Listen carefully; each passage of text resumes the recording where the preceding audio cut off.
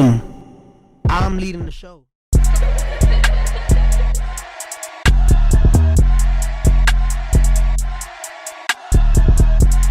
Boom. Perfect.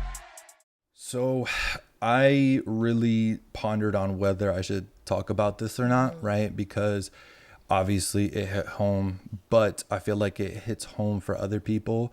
And I feel like people love to just look like they're happy all the time. And I feel like ain't nothing right. We can't progress on that. So, so boom, depression and suicide. You ever went through it? Depression, yes. I think when I was younger, I didn't want to live anymore. How old?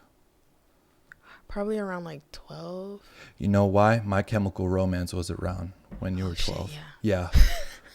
Once emo, always emo, bruh. Fuck yeah. That was my shit. Yeah, for sure. But it made you get like emotional even when you didn't even really realize how deep the shit goes.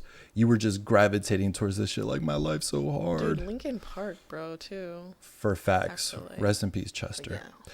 So, but you never had like suicidal ideations after that case? Not really. I mean, the only time that maybe after I got pregnant with my second child, Cairo, but only because I was having another child with my first kid's father that wasn't even trying to be there. Yeah. So I was disappointed in myself.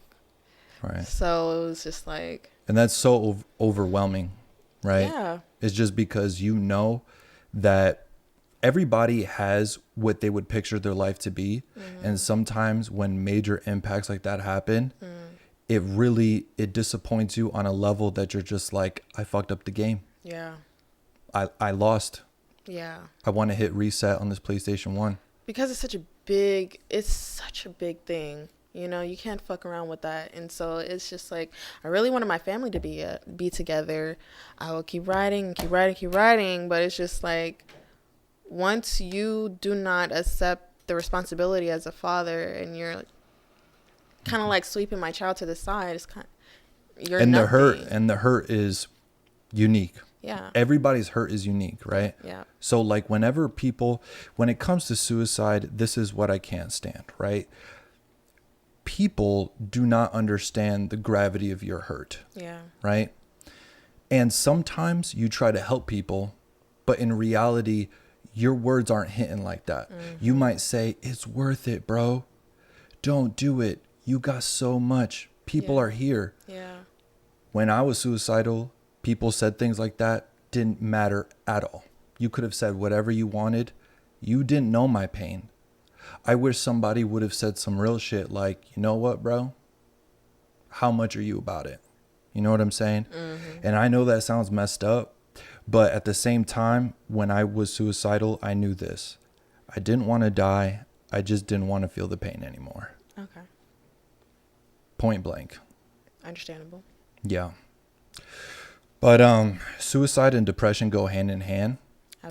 Absolutely. So how could you describe your version of depression? Because I feel like everybody's got a different flavor or version of depression.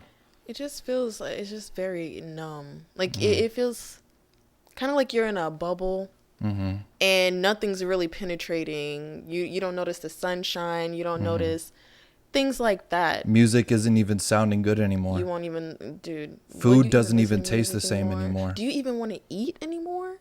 You barely want to take care of yourself. You're just like, what the fuck? What is the point at this point? Like, no. Yeah, and I feel like you just get deeper, right? Like, for instance, you're like, I feel like trash because I'm not taking care of myself and I'm not feeding myself.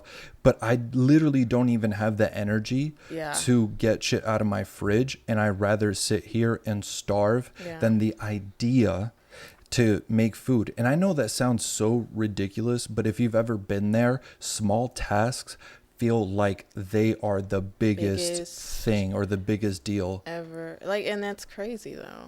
But a lot of people want just get over it. No, you can't tell people to just get over shit like that. Like, or whatever is making them depressed. Right. There's people that are clinically depressed or seasonal. There's like many variations. Like it's a chemical thing that they cannot help, and then there's people that are just in a rut. Just in a normal though, saying? right? Normal. That happens. Yeah. But you just can't tell people. What I like to say is wallow in your pain. Mm-hmm. And then once you're ready to surface, Mm-hmm. do that. I mean, you have to have your time to deal with what you're dealing with. Mm-hmm. Because I can't stand when somebody's just like, you're going to be all right. You're going to be okay. Like, because I feel like it comes from a good place, right? It does. Like when you see somebody depressed, all you want to do is take the pain away. All you want to do is to make this person feel better. But that's not necessarily what the person needs. What the person needs to feel is you going down into that hole with them and being like, hey, I'm here. Like there's such a difference between sympathy and empathy. yeah. And I kind of feel like a lot of people just want you to get down there with them, Yeah. not provide a solution even. Yeah. Just be like, you're valid. Yeah. What you're going through right now is valid. Mm-hmm. And I'm not trying to change your mind at all, but I'm here, right? Yeah. And then don't put your hand in the hole and say, I could pull you up. Get down there with them and say, we're going to crawl out of this together, you know. But easier said than done. Every time somebody, I'm not good with emotion. Anytime somebody cries or something, I'm like, what the hell do I do right now? What is this? Yeah. I don't like this. I don't. Yeah, it's a little awkward. All you can do is like, can I hug you maybe? I don't know. I feel like it's awkward because of social media though. Yeah. Like I feel like people in the past were much better at dealing with deep emotions, because now we live in a world where I always got to look lit. I always got to look the best. I always got to XYZ. Yeah. So when real things happen, and especially when people put it on social media, like as a freaking help, people are like, eh, you know what I'm saying? Yeah. What are you doing that on social media for? You don't got nobody? 9 times out of 10, yeah, they don't got nobody. Like not everybody has a support system. They just assume Yeah. like this person's attractive, so of course they must have a lot of people there. It's They what you said. man, I don't even know if that's a word, but they dehumanize somebody else just because they think that they have a support system, just because they seem to have it all together. Pretty, you know what I'm saying? Yeah. Everybody goes through things, man. Unfortunately, people don't think. I mean, they don't think it's as serious, and everybody's problems varies, you know, to a So different unique. degree. You know what I'm saying? And to think that someone should get over something that is maybe small to you but is huge to them, it's Yeah, you're insensitive. downplaying. Yeah. You're downplaying. Like, I'm not going to lie. Back in the day, before I went through real shit, I always looked at people with depression as weak. And I Yeah. know that sounds so fucked up, but it's the truth. I always thought them as weak-minded until I went through stuff, right? Being in a psych ward, reading a note that said, I'm leaving, I'm packing up everything, and I get out and my house is empty. Yeah. I was like, yep, Yep. suicide for sure. I don't want to be here. I don't want to feel this. And so I understand a different level, and I was so naive to other people's pain. And I feel like nowadays people are so numb to other people's pain. Usually. I mean, you have to experience something to really understand it. True. You know? Like to sympathize. You Yeah. need to be able, like, could a spoiled person really sympathize with somebody else? They could feel empathy, but they Yeah, can't feel they sympathy. can't- yeah, Two different it's just- things. Can you recall when you were like super depressed, like your most depressed? Yeah. Tell me. If you want to, obviously. No, yeah. Shit. I think this was in like 2000. Actually, I've been depressed since 2014. It hasn't really gone away. Well, actually, no, I've been feeling better this year, actually. So. Right. Yeah, when But- you're depressed, it's kind of like, because I asked myself the other day, I was like, when's the last time I was really happy? Yeah.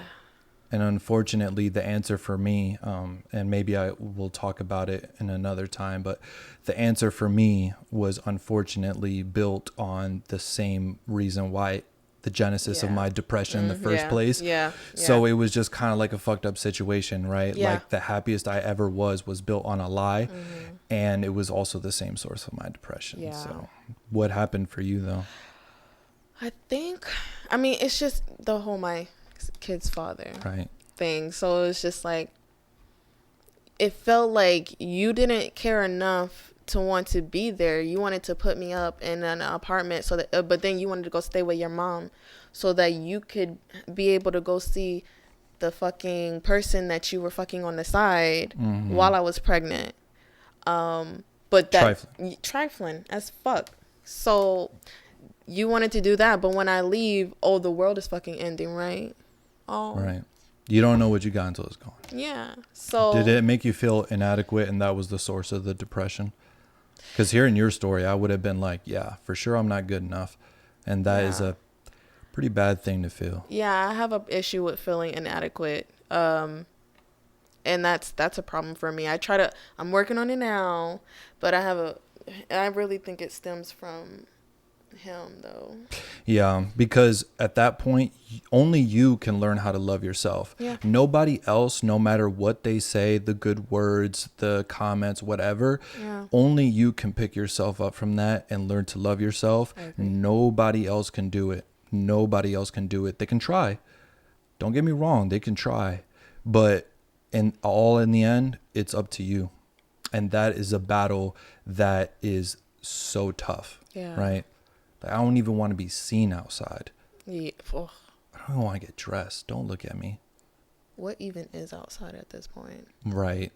But I've been doing better though. I think though I've been searching for like temporary happiness, and it's dangerous. Yeah, because you go above to try to keep that. You're trying to, what is it, serotonin that you're looking for? It's basically what you're trying to do is get back to baseline. Yeah. And you'll do anything in order to go from here to at least baseline. Yeah. You're like, you're not even up here above baseline. You're literally doing things to get to baseline, which is why depression and substance abuse is hand in hand. So In a lot of cases. I know for me, for sure. yeah. So I mean, I've never weed is them.